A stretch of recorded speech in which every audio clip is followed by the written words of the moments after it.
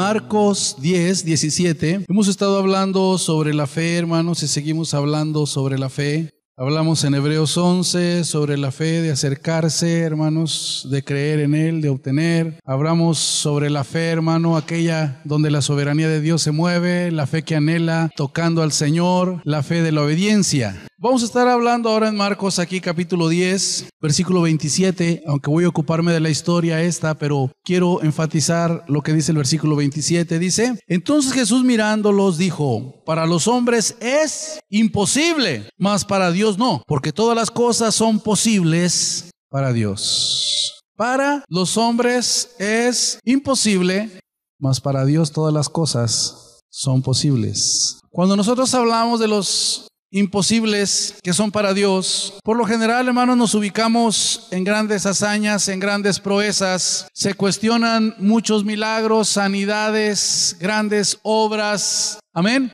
Grandes cosas se cuestionan, pero este pasaje nos ocupa de un joven. Bueno, los evangelios dicen que era joven y él dice: cuando era joven yo guardaba los mandamientos. No sé qué tan joven era, pero era un hombre influyente, era un hombre rico. Y el Señor aquí está hablando, hermanos, acerca de las cosas que para los hombres son imposibles. Un milagro para Dios y una sanidad es una cosa muy simple, muy sencilla, hermanos. El profeta Isaías habla, cuando tiene la visión, dice: aquellos seres celestiales decían: santo, santo, santo, Jehová de los ejércitos. Dice: toda la tierra está llena, toda la tierra, hermanos, pero el corazón del hombre necesita el permiso del hombre para que Dios lo pueda llenar. ¿Me entiende? Y aquí Dios está hablando a nuestras vidas. El Señor Jesucristo está diciendo que lo que para los hombres es imposible, para Dios es ¿qué?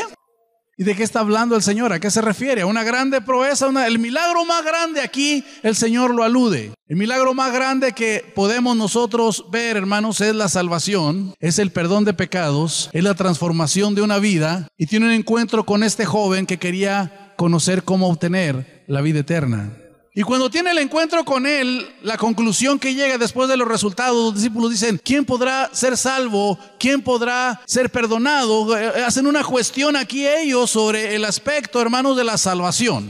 Y el Señor Jesucristo alude a estas palabras: para los hombres es imposible dar vida eterna. Para los hombres es imposible transformar un corazón, cambiar una vida. Para los hombres es imposible dar una seguridad sobre la eternidad, pero para Dios todo es posible. Él puede sanar, Él puede obrar en los problemas más difíciles. Para Él no hay nada imposible, hermanos. Pero el milagro más grande es la salvación del hombre. Es que el hombre pueda obtener el perdón de pecados. Es que el hombre pueda entrar a la justicia de Dios. Que el hombre tenga nueva vida, que se le imparta esa vida, que reciba esa gracia, que reciba esa justicia de Dios, esa justificación. Que el hombre pueda obtener en sí mismo la certeza, la seguridad de la eternidad.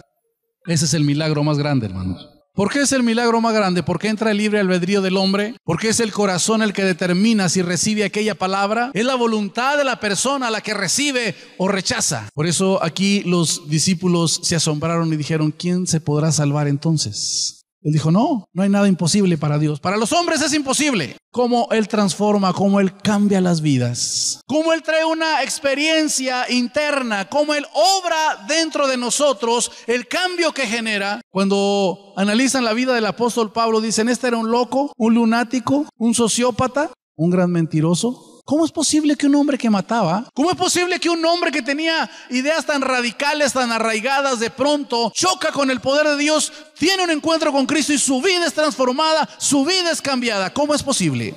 ¿Cómo es posible que Él haya podido traer perdón y paz a nuestras vidas? ¿Cómo es posible que nos dé una seguridad de ser justificados? Dice en Romanos 5:1: justificados pues por la fe tenemos paz para con Dios por medio de nuestro Señor Jesucristo. El pasaje nos ocupa, dice que Cristo iba a Jerusalén. Ya estaba Él cumpliendo su fase final y tiene un encuentro con este hombre. Marcos no dice que sea joven, los otros evangelios sí dicen que era un joven. No sé, en Israel la persona madura en una plenitud de juventud eran los 30 años. No sé, él dice: desde mi juventud. Aquí lo dice: yo guardo los mandamientos. Entonces no sé si era un chavo de 30, cuarentón, o un chavo como nosotros, cincuentón. ¿Me entiende? Lo cierto es que salió al encuentro de Jesús y dice que este hombre llevaba una pregunta, y cuando se encuentra con Jesús dice que corre hacia él y se hinca. Y luego le hace una pregunta. Si era un hombre principal, era un hombre influyente, estaba haciendo un ridículo. Algunos piensan, dice, él quería llamar la atención. Como Cristo era el maestro que estaba en ese tiempo en boga, era el que estaba de moda, el de las controversias. Él corrió hacia aquel personaje y le pregunta, ¿qué haré para heredar la vida eterna? ¿Qué haré? ¿Qué tanto sabía él de la vida eterna? Yo le pregunto, ¿qué tanto sabe usted de la eternidad? Hay muchos conceptos sobre la eternidad, hay muchas ideas. Pero ¿qué tanto sabemos de la eternidad? A nadie nos gusta pensar en eso.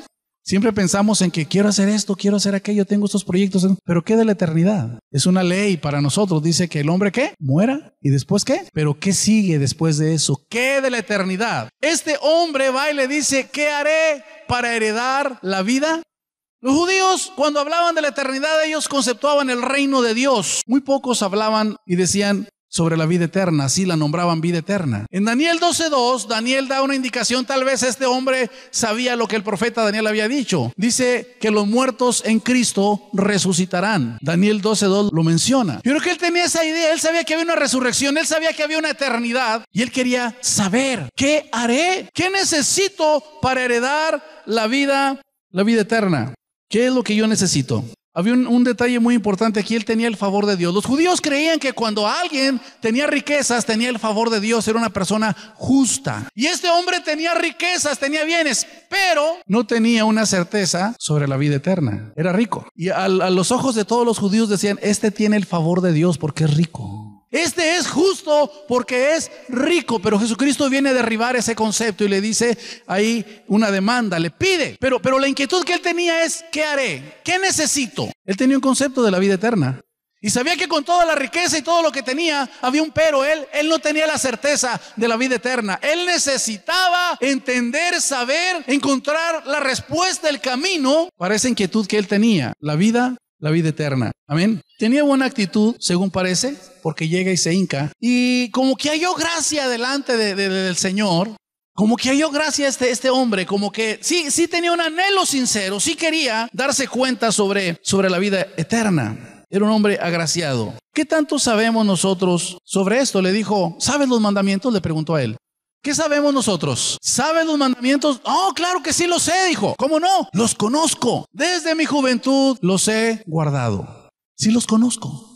¿Qué tanto sabemos? ¿Cuántas cosas nosotros queremos hacer para heredar la vida eterna? ¿Cuántas cosas hay que nosotros estamos tratando de realizar? Este joven tenía, vamos a llamarle, una parte ya avanzada. Él entendía algo. Él sabía los mandamientos, sabía los preceptos. Él tenía ya un conocimiento, pero le faltaba una experiencia, le faltaba un sondeo, un escaneo en su corazón, una confrontación con Jesús y recibirlo. El corazón tiene un trono y no se pueden sentar dos señores en ese trono. Fíjese bien, él tenía un trono, este joven, este hombre, pero en ese trono no estaba Dios. Él sabía los mandamientos y practicaba muchas acciones. Tenía una vida externa, podíamos llamarle buena, aprobada, pero le faltaba algo. Y él quería la vida eterna. ¿Me entiende? Cuando yo llego aquí, digo, bueno, este hombre realizaba muchas acciones. Iba a los cultos. Hay otro en los evangelios dice ofrendo, diezmo. O sea, hacía muchas cosas que los judíos piadosos hacían,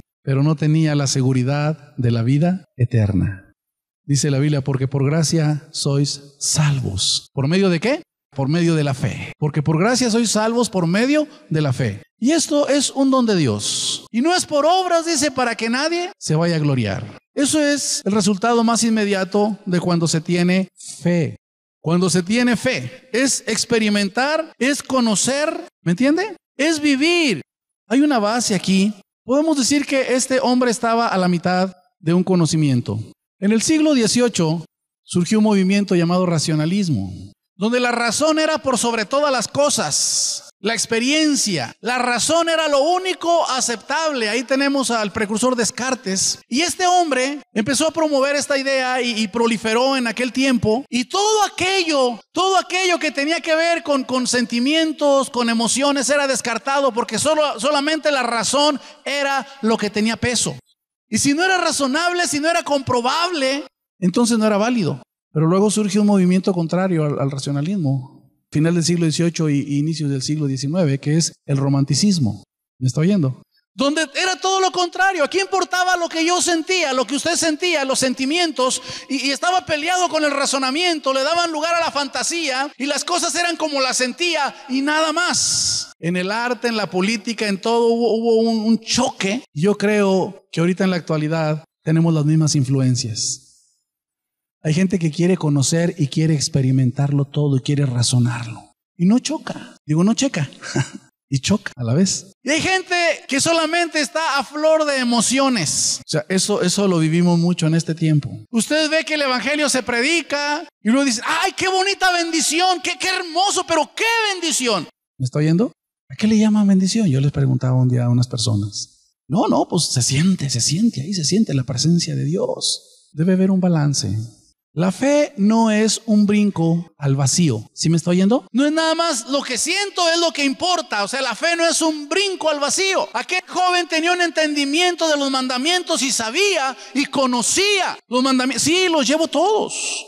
¿Me entiende? Los llevo todos. Y los mandamientos que cita aquí el Señor son puros que tienen que ver con relaciones personales, interpersonales. Si usted se fija ahí, ¿quiere leerlos juntamente conmigo? ¿Qué le dice? No hurtes. Primero le dice, los mandamientos, ¿sabes? No adulteres, no mates, no hurtes, no digas falso testimonio, no defraudes, honra a tu padre. Le cita los mandamientos que tienen que ver con relaciones interpersonales. ¿Qué es lo más difícil de sobrellevar nosotros? Dígame. Lo más difícil de sobrellevar son las relaciones que tenemos con los demás. Cuando hablamos de Dios, yo digo, yo con Dios estoy bien, estamos en paz, Dios y yo. Pero ¿cómo está con los demás? ¿Cómo está? Y le cita esos mandamientos. ¿Qué dice aquel hombre? Todo esto lo llevo desde mi juventud. Todo.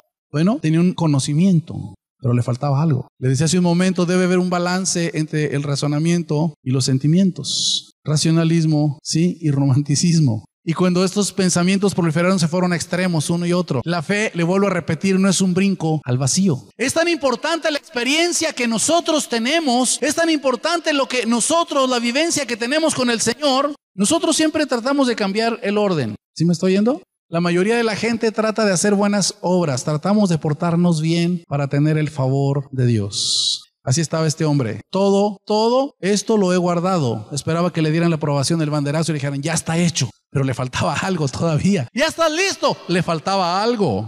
Le faltaba algo. Hay acciones cuando la gente las hace, le dicen, híjole, con esto te ganaste el cielo. ¿Sí? O cuando alguien se porta así muy servicial, aunque sea su trabajo, decimos, qué humano es esta persona, nomás le falta Cristo. ¿Me explico? O sea, queremos poner las buenas obras para hacernos merecedores. Y a veces tenemos la aprobación de la gente en ocasiones, pero de Dios no. O sea, es muy claro. Este es un asunto de fe. Este es un recibir la vida de Dios. Esto es una vivencia, esto es una experiencia y después se generan frutos de fe. ¿Me está oyendo? Es como si nosotros pusiéramos una máquina y a la máquina que mueve el tren le pusiéramos obras y luego sentimientos. Y al final, ¿cómo le nombran al último carro del ferrocarril? El cabús. Y al carro del cabús le pusiéramos fe. ¿Qué es lo que mueve al cabús? Las obras, los sentimientos que están allá adelante. ¿Me explico? Y es al revés. La máquina debe traer el nombre de fe. Y la fe es lo que va a arrastrar las obras, los sentimientos,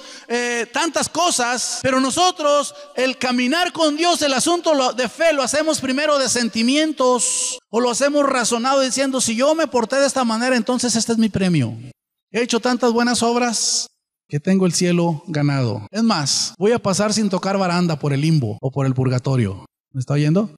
Ni me voy a tener el purgatorio. Con todas las obras que he hecho, paso derechito. La idea que se tenía desde la Edad Media, ¿verdad? Que el hombre muere y va al purgatorio. La Biblia no habla de tal cosa. La Biblia también especifica muy claro que no es por obras. Es un asunto de fe. Cuando Lutero se encuentra con los pasajes de Romanos o que ven Gálatas que dice, mas el justo por su fe.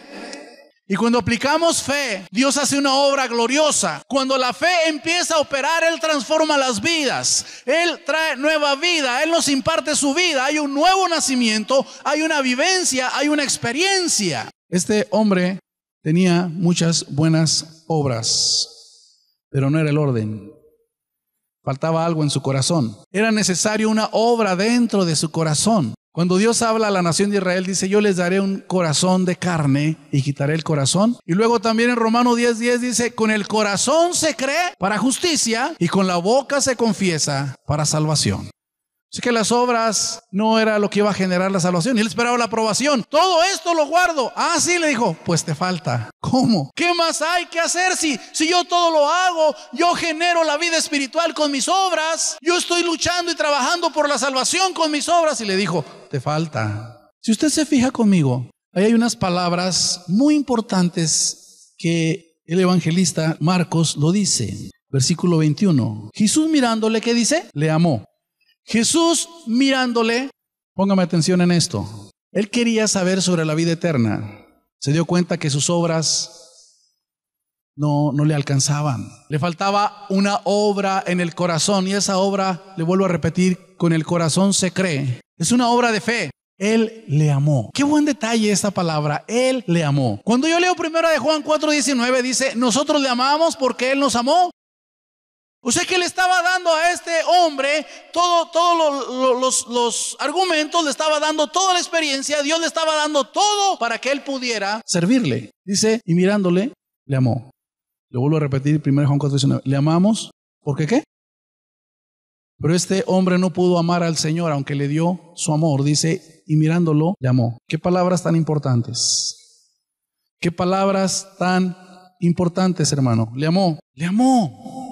¿Cómo es que yo valoro ese amor? ¿Cómo es que me doy cuenta? ¿Cómo es que tengo una respuesta? ¿Cómo es que yo puedo responderle a Dios? Este hombre tenía mucha riqueza, tenía muchos bienes, pero antes de que el Señor le pidiera algo, dice, le amó.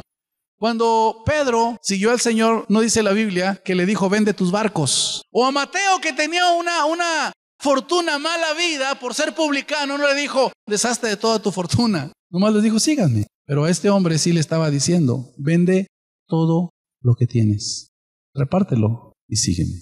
Qué costo tan duro, ¿verdad? Qué costo tan alto. Pero yo creo que el Señor le hubiera regresado todo. Solamente quería que el trono de su corazón lo desocupara y se lo diera a él. Pero ¿cómo hacer eso? ¿Cómo invitarle a que él ocupe el trono de una manera real? ¿Cómo? Vuelvo a las palabras que le dijo, le amó. Dios nos da su amor primero. Y cuando Él nos da su amor, entonces tenemos la motivación y la fuerza suficiente para amarlo. Le amamos porque Él nos amó primero. 1 de Juan 4:19. La fuerza, el poder más grande que hay de Dios hacia nosotros es el amor. Yo me he puesto a analizar, digo, ¿qué pasaría si Dios nos tocara y nos cambiara sin que conociéramos su amor? Nos haría como en una sardinita así todos parecidos, ¿verdad? Nos haría un programa, vendríamos aquí y a una misma hora, a una misma movimiento, todos levantaremos las manos. Alabaríamos a Dios. Todos nos sentaríamos. Haríamos todo. ¿Por qué? Porque Él nos hizo, ya nos cambió así. El cambio, el milagro que Dios opera, lo hace a través del amor, hermanos, y con la libre voluntad, el libre albedrío de la persona. El poder más grande para transformar es su amor. ¿Sí me está oyendo? El poder más grande para transformar es su amor. Y cuando nos acercamos en fe a Él, podemos experimentar ese amor. Pero hay otro detalle muy importante. Yo no puedo o no entiendo cómo puedo valorar una salvación si antes no valoro, me doy cuenta de lo perdido que estoy. Escuche esto. Porque nosotros no valoramos las cosas que se nos dan cuando no las hemos carecido. Hace tiempo vinieron unos hermanos de Juárez. Venía un hombre que se había casado con la esposa del pastor aquel que venía, del hermano Vela. Él alemán de nacionalidad. Dice, yo fui un niño, ya era grande, dice, en la posguerra. Y la generación mía, dice, todos nosotros valoramos tanto las cosas que teníamos porque toda Alemania quedó devastada, quedó destruida. Dice, éramos como los mexicanos, todo lo arreglábamos con un alambre. Así dijo. La creatividad, hacíamos todo que rindiera hasta más no poder, los camiones, las máquinas, todo lo hacíamos rendir. Lo valorábamos tanto porque todo estaba devastado y destruido. Si la generación actual dice no, todo es desechable. Teléfonos desechables, computadoras desechables, ¿ya? Matrimonios desechables, ¿sí? Familias desechables. ¿Sí me está oyendo? Todo no se valora. Así que para poder valorar nosotros, primero tenemos, Dios le decía al pueblo de Israel, le decía, acuérdate de dónde te levanté, de dónde te saqué, acuérdate. Pero hay cosas que nosotros no valoramos. ¿Cómo puedo valorar yo el amor de Dios? Pues primero me doy cuenta que Él me quiere hacer bien y cuando me acerco me hace bien. Cuando yo me acerco, Él cambia a mi interior, Él trae una vivencia, Él trae una experiencia en mi vida, algo sucede cuando yo me acerco a Él. hay un cambio en lo interno, hay una vivencia. Lo externo no es primero es lo interno. Él inicia primero dándonos a conocer su amor y eso nos motiva a seguirle, eso nos motiva a valorarlo. Aquel mártir que lo tenía en el hoguera decía, niégalo, y dijo, ¿cómo voy a negar a aquel que solo bien me ha hecho? Pero cuando no valoramos el bien que se nos ha hecho, cuando empezamos a entender nosotros las doctrinas de la gracia, cuando empezamos a entender nosotros la justificación que Él nos da, cuando sentimos que el Espíritu Santo nos redarguye, sentimos la convicción de pecado y nos vemos a nosotros mismos y luego empezamos a experimentar el amor de Dios, el perdón, la gracia, el regalo de Dios, su paz, su gozo, entonces empezamos a valorar el amor de Dios. Decimos, ¿cuánto me has amado? ¿Cuánto me has dado en tu gracia? ¿Cuánto has hecho por mí? Mira, tengo paz. ¿Cuánto has hecho ahora? Tengo una vida nueva dentro de mí. Algo sucedió, hay algo diferente dentro de mí. No soy perfecto, pero hay algo dentro de mí. Algo ha sucedido, algo ha pasado. Hay una vivencia, hay una experiencia. Aquel ciego cuando fue sanado, ¿qué dijo? Yo no sé si el que me sanó es pecador o no. Dijo, yo solo sé que era ciego y ahora veo. Cuando alguien ha experimentado el perdón de pecados, cuando alguien ha tenido el nuevo nacimiento, cuando ha recibido la vida de Cristo, la vida de Dios, cuando le ha sido implantada esa nueva vida, cuando ha sentido estar muertos en delito y pecados y de repente Dios le da vida en Jesucristo, es una vivencia, es una experiencia. No, que eso, que los hermanos, que no sé qué. Usted simplemente dice, yo no sé. Mira, mi vida era de esta manera, pero ahora yo tengo paz. ¿O no tiene paz usted? ¿Estamos hablando de una mentira? Puede ser que sea muy difícil que usted diga que yo tenga paz, pero acuérdese, lo que para los hombres es imposible, para Dios. Y estaba hablando de este hombre, estaba hablando de la salvación, estaba hablando de las cosas eternas, estaba hablando, ¿me entiende?, de entrar a la vida eterna con salvación. De eso estaba hablando. Qué tremendo es esto.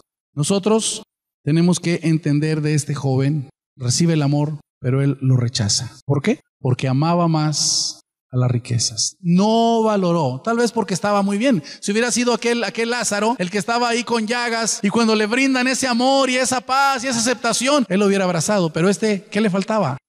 ¿Qué necesidad tenía? Económicamente estaba bien, era considerado justo, tenía buenas obras, era una persona respetable. ¿Qué le faltaba? Nada. Y cuando se le pide el trono del corazón, le dice, vende todo lo que tienes y sígueme. No pudo él hacer una decisión. El poder más grande que transforma es el amor, hermanos, en nuestras vidas. Le amamos porque Él nos amó primero. Pero es un asunto voluntario, es una decisión intencional a comprometernos a amar al Señor, pero porque Él nos amó.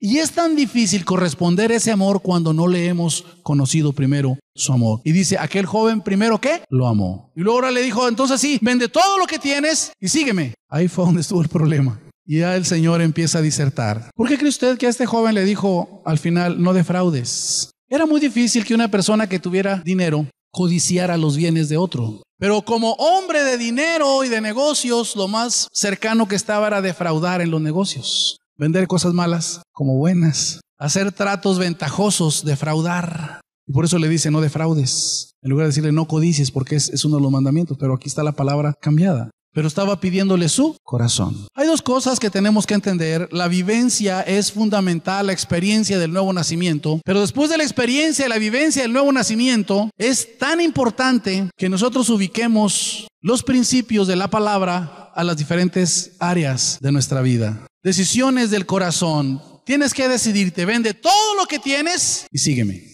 Este hombre dijo que no podía. ¿Cómo es posible que dejemos aquellas cosas que nos dan satisfacción por caminar con el Señor, por amar a Dios? Mire, me causó mucho impacto. Estaba escuchando un razonamiento en la Biblia. La Biblia dice que Dios todo lo hizo hermoso a su tiempo. ¿Me está oyendo? Todas las cosas que Dios hizo puras cosas buenas, hermosas. Cuando miró toda su obra, dice que Él miró que todo lo que había hecho era bueno. Fíjese bien lo que le voy a decir. Todo era bueno. Todo lo que Dios ha hecho es bueno. Pero Satanás se ha encargado, fíjese lo que le voy a decir.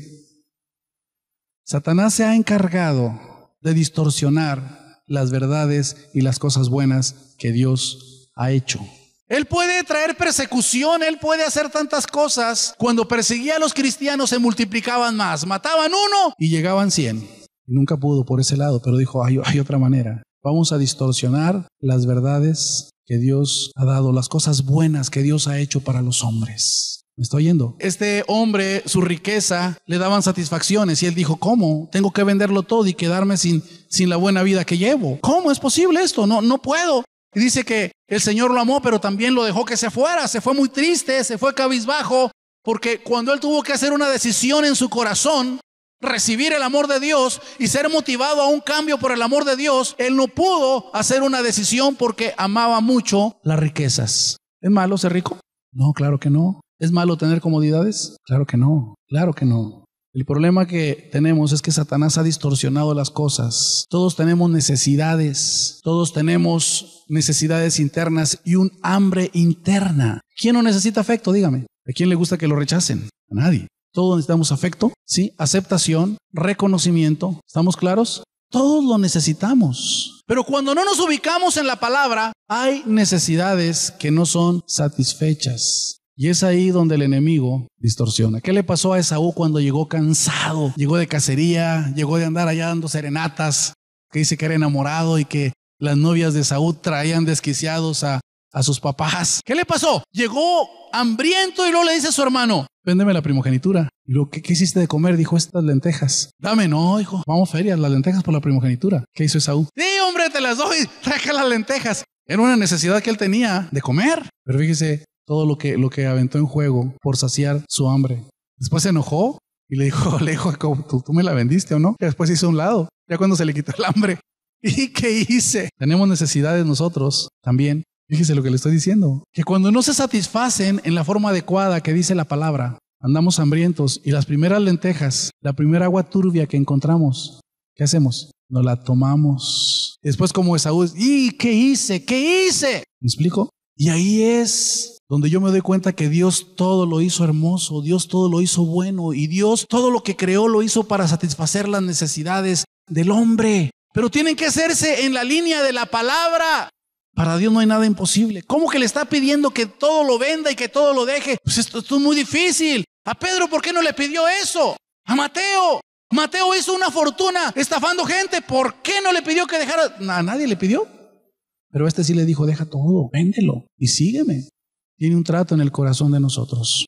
Lo vuelvo a repetir, la vivencia del nuevo nacimiento tiene que verse clara en nosotros, una convicción. Pero después de eso tenemos que aprender en su palabra cómo saciarnos, cómo llenarnos.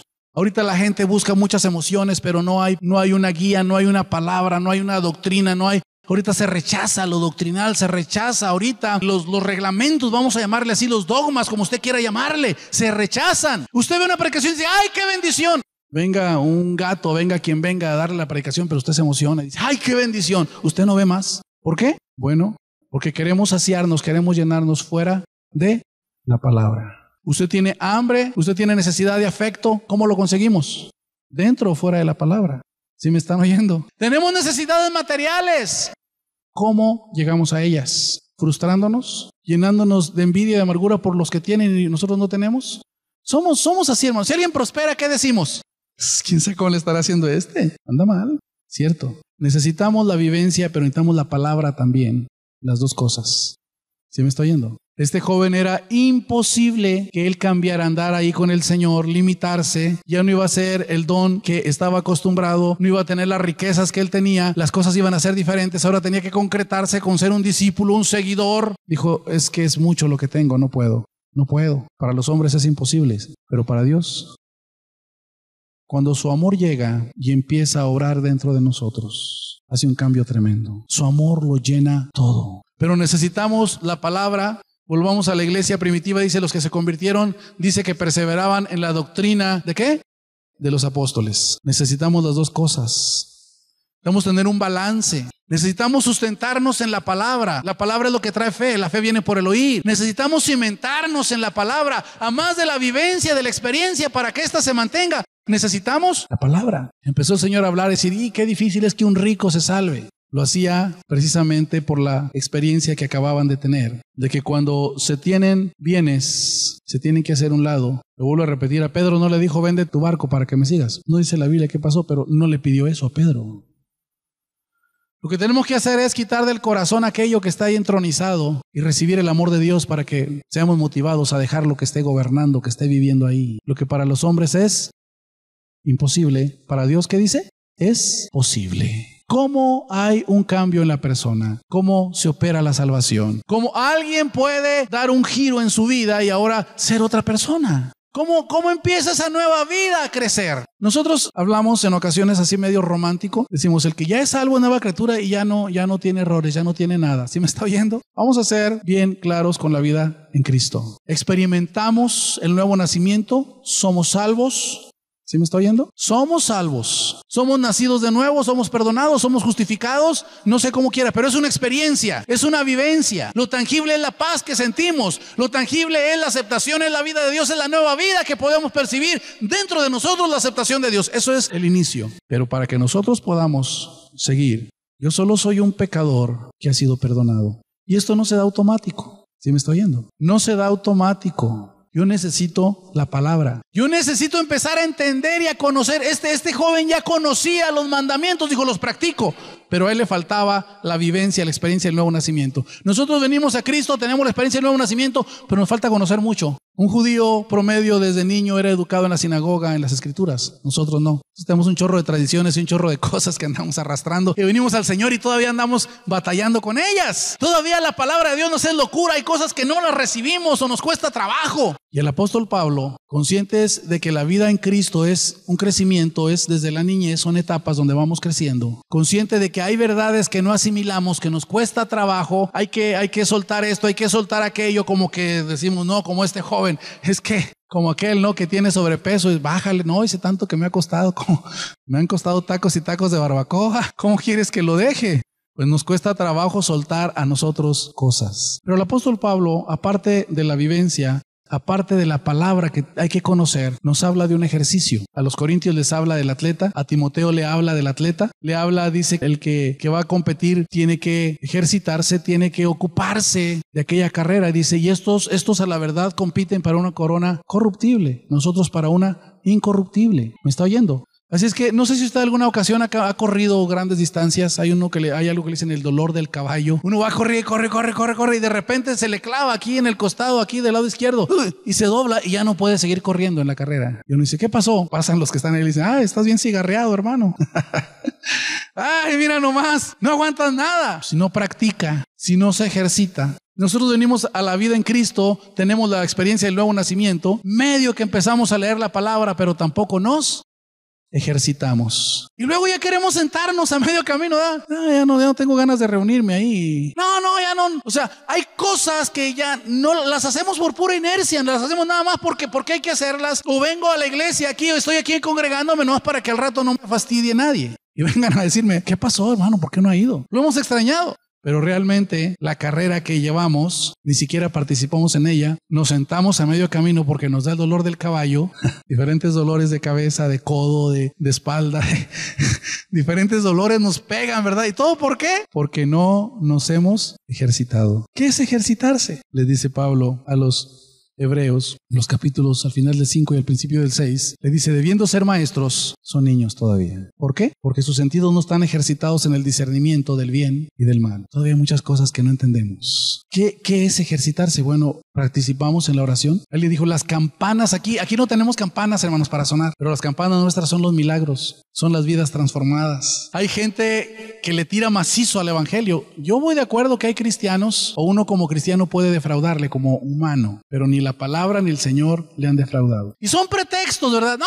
es que ahí en la iglesia no es cierto, que los hermanos, que la gente. No es cierto. Son pretextos. Hay necesidades no satisfechas, pero tenemos que ir al Señor y a la palabra. Tenemos que tener un choque con el amor de Dios. Tenemos que hacer un compromiso intencional de instruirnos en su palabra. Tenemos que hacer un compromiso intencional de ejercitarnos como creyentes en la oración, en la palabra, en el discipulado, en el evangelismo, en el ministerio, en el compañerismo. Ese es el ejercicio nuestro. El atleta sale y corre todos los días. Va corriendo y agarra una distancia y luego hace ejercicios de un tipo según la disciplina. El creyente tiene que correr legalmente. No sé si un día yo comentaba aquí y les decía de cierto político que fue a una carrera en Nueva York, a un maratón, o en uno de los grupos de estudio, no recuerdo.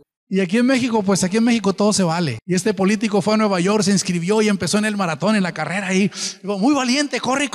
Y por ahí caminó 1 kilómetro, 2. Y estuvo viendo, lo que él no se da cuenta es que hay cámaras por todos lados. Y se salió y le dijo ahí a sus choferes, al chofer le dijo, lléveme. Y salieron allá al maratón, allá muy adelante. Y allá cuando faltaba poco se metió otra vez a la carrera y quiso entrar a la carrera. Y le dijeron, está descalificado, señor. Usted hizo trampa. Usted no aguantó todo el maratón. Usted vino y se metió acá. No sé si se dieron cuenta de ese incidente de este político, pero no era México ni era la política mexicana. El que corre tiene que correr legítimamente, legalmente. Cuando yo veo la vida de Job, digo, ¿cómo aguantó los trancadazos Job que vinieron a su vida? Que se le murió toda la familia, los hijos. Nomás le quedó la esposa como cuchillito de palo, ¿verdad? Pero que dijo, ¿cómo no te la llevaste también? No es cierto. Perdió la salud, perdió todo y aguantó. ¿Por qué aguantó Job? Es como Job que aguante. No. ¿Sabe dónde estaba el aguante de Job? Es que él se hacía ejercicio. Él ofrecía sacrificio todos los días. Él procuraba hacer algo que agradara a Dios de lo que Dios había establecido. Nosotros no, hermano. Luego nos viene un suceso difícil y andamos hasta renegando de Dios, echándole a Dios y enojados con Dios y nos caen gordos los hermanos y nos cae gordo todo mundo porque todo mundo tiene la culpa y yo no puedo asimilar lo que Dios está haciendo. Cuando yo veo a Job, dicen, hay que ser como Job. Pues sí, pero no se refiere a la resistencia, sino al ejercicio espiritual que él hacía. ¿Nosotros qué ejercicio tenemos? ¿Se llama la oración? ¿Se llama al discipulado a estudiar la palabra? ¿Se llama a servir? No todo el mundo se compromete. ¿Se llama a evangelizar? No, pues ¿qué les digo? Hay ejercicios que los hemos dejado abandonados. El milagro más grande que Dios opera es la salvación. ¿Me está oyendo? Hablamos de fe para sanidades, hablamos de fe para milagros grandes, pero el milagro más grande que hay es que el hombre sea salvo. ¿Por qué es el milagro más grande, hermano? Porque tiene que ver con la libre voluntad, libre albedrío del individuo. Y Dios no puede cambiar un corazón si el hombre no le permite. Toda la tierra está llena de su gloria, menos el corazón del hombre, porque es el hombre el que decide. Y por eso es el milagro más grande. No es una varita mágica la que nos toca, no. Tiene que usar su libre albedrío, su voluntad de decirle, Señor, perdona mis pecados. Yo reconozco que te he ofendido, que he pecado contra ti, que he hecho lo malo hacia ti. Yo lo reconozco. Y cuando usted hace eso y le topa el amor de Dios viene, usted lo recibe. Y ese amor es el poder más grande que hay para que nosotros podamos obedecerle y servirle.